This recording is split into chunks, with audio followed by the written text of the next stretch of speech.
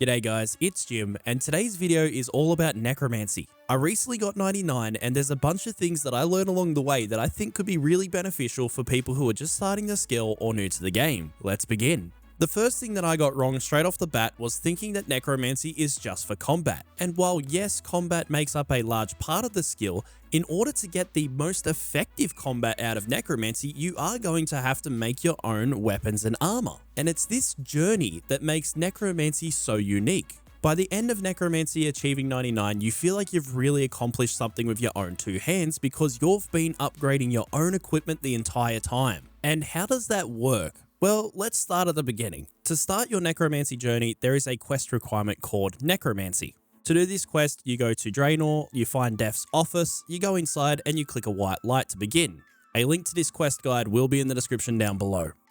It's here after completing this quest, the circle of Necromancy truly begins, and that is the best way to think of the skill is a circle, or even better, a baseball field, where each base represents a certain milestone during your Necromancy journey to upgrade your weapons and armor and abilities. Think of each of the bases as different tasks along the journey. So first base is going to be questing, second base is going to be killing the dwarf with the task, third base is going to be getting the required items, and home base is going to be actually upgrading your armor and weapons. Once you've completed this, the next batter's up and you go again. We already touched on completing the very first quest, which is Necromancy. This completes the first base. Now the second base is going to be talking to a dwarf called Gielinor.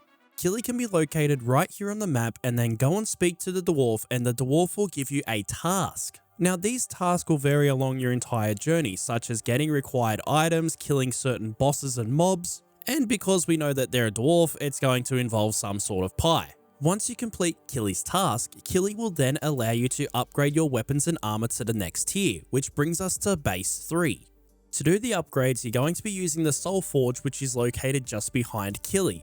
But you're going to need special items to upgrade your equipment.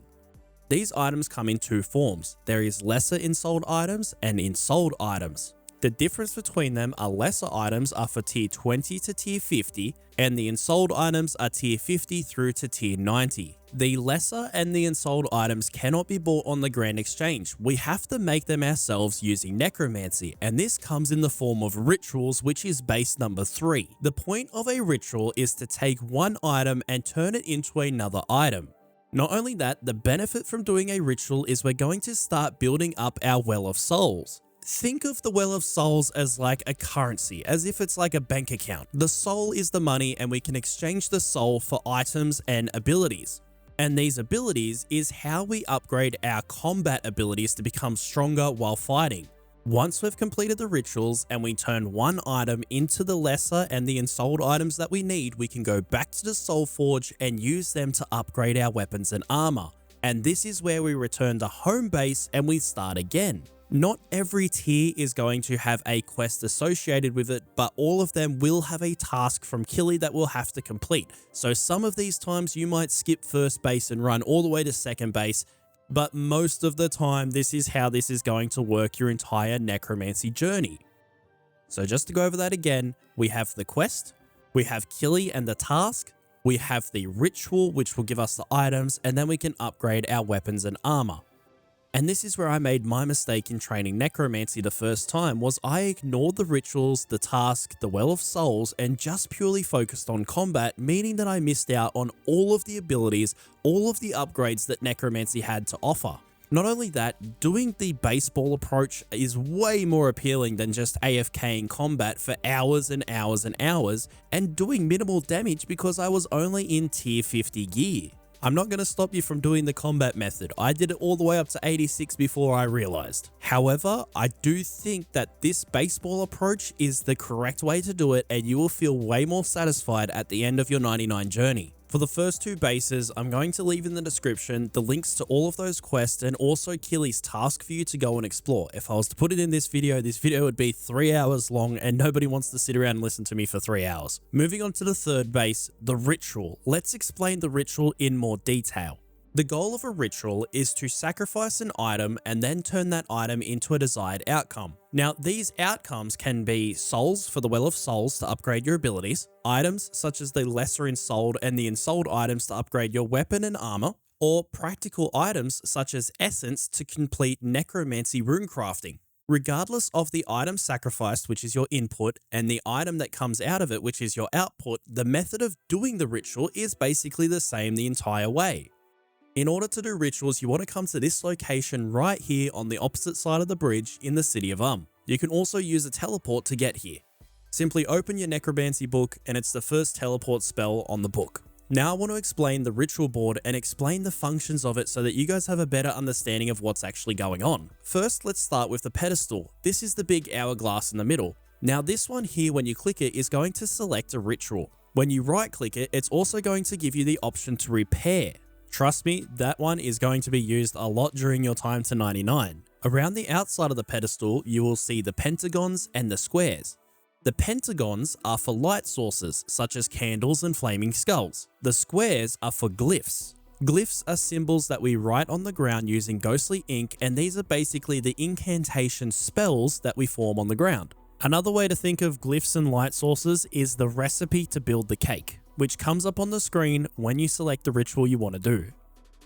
Now that I've explained it all, let's put it all together in practice. So, we're going to imagine we're upgrading from tier 20 to tier 30 armor and weapons. First, we come to the ritual site, we're going to choose the pedestal in the middle, and we're going to choose the right ritual, which for us is lesser ensouled material. If we were going from, say, 50 to 60, we would use greater ensouled material, but for us, we're using the lesser ensouled material ritual. On the left-hand side is the requirements: 20 necromancy, complete the quest Killy Row, 4 light sources, and our glyphs, which is 2 elemental 1 and 1 change 1. On the right hand side is going to be our input, what we're going to sacrifice. So if we want to upgrade our weapons, we would use an uninsouled bar, which we can make from a kiln out near Killy. Just use the required bars to make an uninsouled bar. Or if we want to upgrade our armor, we can use the spider silk set and also a thread. Spider silk and the thread we can also just get from stores, otherwise buy it on the Grand Exchange. Once the ritual's complete, we get the output, and it tells us right here: 310 necromancy XP, 1 lesser ensouled cloth, and 3 ectoplasm. And this obviously changes depending on what your input is. For light sources, we can use a basic ritual candle at level 1, a regular ritual candle at level 20, a greater ritual candle at level 60, or the flaming skulls at level 40, which is what I like to use. Next up, we have glyphs. Now we select foundational glyphs to choose elemental 1, which the requirement is basic ghostly ink 3, but our ritual says that we need 2 of these, so we will actually need 6. And then the other glyph is change 1, which requires basic ghostly ink 1, but also regular ink 2. So where do we get all of these items? Well, we can make them ourselves, otherwise we can just buy most of it on the Grand Exchange. For the light sources, just search candle. However, if you want to use what I use at level 40, choose the flaming skull. They might be a lot more expensive, but they do last a lot longer. Search ghostly and you'll find the ink. There's regular, greater, and powerful. As you level up your ritual, you will need higher tier ink to draw the glyphs as well. And then of course, you'll also need your spider silk, which we can just buy on the Grand Exchange. Or if you don't want to use the Grand Exchange, come to Zaf, and Zaf also sells the spider silk. To get the basic ink, teleport to Lodestone. Now from the Lodestone, all we need to do is run up this set of stairs and then go to the north, and you'll find this general store, which is held by Lupe. Trade Lupe, and Lupe will have the basic ink for you. Once we've teleported back to the city of go to this chest over here called the focus storage chest, and we can add our input devices into this chest here. So as you can see, I've got my lesser uninsouled bars already here. The chest next to it, called the ritual chest, is going to be the output chest, where all of the items that we make from the ritual get stored in. Now that we have all of the items, go back to the pedestal, just make sure that you've got the right ritual selected, which is lesser ensouled material in this case. Now that we have all of the required materials, just make sure you're on the right ritual. It will say it up here on the menu, so lesser ensouled material, and now we can begin. And don't fret, you won't have all of these unlocked. These unlock at tier 60 and tier 90. You should just have the beginning set unlocked ready to go. So let's start off with our light sources. So either grab your candles or your flaming skulls if you've got the level, and just place them on the light source ones, which is the pentagons as mentioned before. So we need to add 4 of these onto the ground. And now we can see there is 4 light sources on the ground, which is the requirement. We can see 4 of 4. Now, the glowing green box around the light source is the durability. If these go red, it shows that it's about to deplete, and we need to fix it by right-clicking the pedestal and go repair all, which will automatically drop new light sources to the ground. Now for the glyph. Click on a glyph spot, which is the square, go to foundational glyphs, choose elemental 1, draw. Go to another spot, elemental 1, draw. And then for the last one, we're going to choose change, and we're also going to draw that one there as well. Just check on the right hand side that you have everything completed. We've got 4 of 4, 2 of 2, and 1 of 1. We're good to go. To start the ritual, we stand on the skull symbol back here where it says start ritual, and this will begin. Now the ritual's begun, we can see the countdown at the top in the purple. This is how long until the ritual's completed, and then we can see the soul attraction underneath. The soul attraction is the minigame. So as you can see, this skeleton just spawned, and if we click the skeleton and then the spot that it's going to try and destroy, we can actually get some bonus XP by doing that. So they're like little minigames to keep you entertained. After one of those spawns, you do have to continue the ritual by clicking the platform, but that's basically it. Once the timer hits 0, we'll get our output. 2, 1, and that is the ritual completed. So if we go over here to the ritual chest, we'll be able to see our output, which should have our lesser ensouled cloth. Once we have the required amount of lesser ensouled cloth or bar, we can go back to the soul forge over by Killy and we can upgrade our armor and weapons. Now we understand the rituals, it's time to talk about the Well of Souls, which is located just beyond the ritual site. Click the stairs. This is going to bring open the talent tree. Inside the talent tree, we find all of the abilities for necromancy as well as some buffs. Now, the Well of Souls has 2 elements. It's got the ritual side as well as the combat side. On the left, you can see tier 1 through 7. Now, these are unlocked using rituals and gathering souls. For example, for tier 2, you need level 20 necromancy, 50 souls, and also unlock 1 tier 1 talent. For level 4, you need 60 necromancy, 2000 souls, and a talent from tier 3. In order to choose talents, you're going to need talent points, which is this symbol down here. In order to earn talent points, you need to complete combat using necromancy. So just getting necromancy XP through combat will eventually earn talent points that you can spend on abilities. Once you get to tier 4, you can kind of pick and choose how you want to go about it. As long as you've got one selected from the tier below, that will then allow you to get to tier 5 as long as you meet the requirements. You don't have to buy an entire tier in a row to then move on. With that being said, this is how I would personally go about it. I would get the first 2, then I would get threads, I would get the Vengeful Ghost and then move up to tier 4. I would grab from tier 4 the Command Vengeful Ghost as well as the Spirit Pack 1. In tier 5, I'd get the Greater Bone Shield as well as Spirit Pack 2. In tier 6, I would focus on Darkness as well as Invoke Death and Spirit Pack 3. And then in tier 7, I would grab Split Soul as well as Conjure Undead ability. And from that point, I'll just work my way down and around, probably focusing on Putrid Zombie and then getting the Spiritual Scythe after that. However you want to do it is completely up to you. That's just the way that I went about my route. I do strongly recommend unlocking these tiers before you get there because you're going to get a lot of Necromancy XP from trying to get to 35,000 souls to reach this one here. You are going to be tier 90 by the time you get there. Combat XP, very easy to get later on. Focus on getting souls as soon as possible. In order to get the souls, we need to change our ritual to Communion. We have Lesser Communion unlocked at the start, but as soon as you hit level 60, change it to Greater Communion. Now remember, we can see the requirements: 60 Necromancy, 6 Light Sources, 2 Elemental 2, 1 Commune 1, 2 Commune 2. The input is going to be Dragon Bones or any of these bones in this menu. The output is 1480 Necromancy XP. That is the base XP. Don't forget, you've got those little mini games in between. It's going to be a lot more than that. You'll also get 10 souls added to the Well of Souls, as well as 7 ectoplasm. Select ritual, and now we can start making this. Now our light sources don't change, they stay the same. We've now added 2 extra light sources, and now we need to make the glyphs, the same as before. Commune 1 is going to be basic 4. And Commune 2 is going to be Greater Ghostly Ink 4 times 2 because we need 2 of the glyphs. Go and grab whatever your input is, so whatever bones you're using or a Spirit Memento, which is what you get from the outputs from certain rituals. Put the input into this one here, the focus storage, and we can begin. Click Start Ritual. Once again, while doing this ritual, you've got your timer at the top. This one's going to be 56 seconds, and we're just waiting for that counter to go down. Obviously, interact with any of the mini games that appear while we're doing this. This is one of the mini games. It's a sparkling glyph. All you have to do is click it.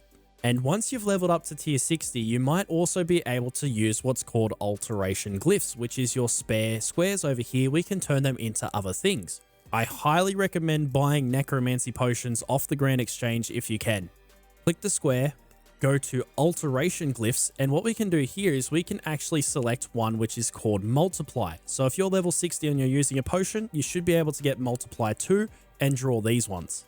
And as you can see, instead of getting 10 souls, we're now getting 19 souls per ritual, reducing the amount of rituals we have to do and also decreasing the cost. If at any point in time your light sources or your glyphs break, just right click the pedestal, repair all, and get back to it.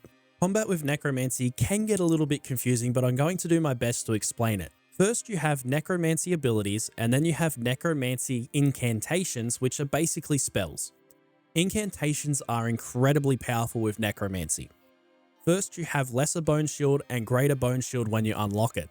When enabled, these allow you to use shield abilities without even having a shield equipped. Not only does this save you inventory space, but it saves you pressing 3 buttons and allows you to do the exact same button press in one.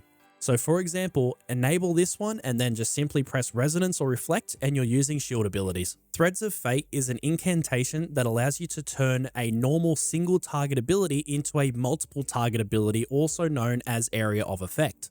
For example, Finger of Death, which is usually a single target ability, you would then be able to use that on multiple targets as long as you use Threads of Fate, which gives you 6 seconds to use this one or any of the other abilities afterwards to turn them into an area of effect ability. Incredibly powerful for when there's multiple mobs attacking you. Invoke Death allows you to instantly kill an enemy as long as it's within the 12-second duration if their health falls below 20%, up to a maximum life points of 30,000. Literally saving you 20% of the work. Darkness is a 12-minute incantation that basically allows you to dodge 20% of all incoming attacks. Split Soul, instead of gaining health from the Soul Split prayer curse, you're going to inflict that damage, sort of like how an ECB works. Now, if you are a newer player or a beginner player and you don't understand what I just said then, it's basically really strong. Let's talk about the necromancy abilities. Now, the easiest way to wrap your head around this is that there is 4 different types. There is the summon type, which is going to conjure all of your friends, which are going to bring them out. Then you have the necrosis ability, which one will build necrosis stacks, one will use necrosis stacks. And then the soul ability, which is the same thing. One will build souls, one will use souls. And then finally the 4th type, which is just going to use normal adrenaline, which is such as bloat, or the living death ability. The conjure ones are pretty simple to get your head around. You basically just summon all of your friends and they're going to go and do their own things. You can click their abilities again and they're going to do increased damage and healing for you. Or you can just let them run around and do their own thing. Now we've got the necrosis abilities. As I mentioned, one will build necrosis stacks, one will use them. So basically you've got Touch of Death here, and then every time we use this ability, it's going to generate 4 necrosis stacks. Then we have Finger of Death, which you can think of this as like a threshold ability. You can either use it as a threshold using adrenaline, or we can use necrosis stacks, which make it free. If we can make 6 stacks of necrosis, we can use the Finger of Death ability for free and not use any adrenaline.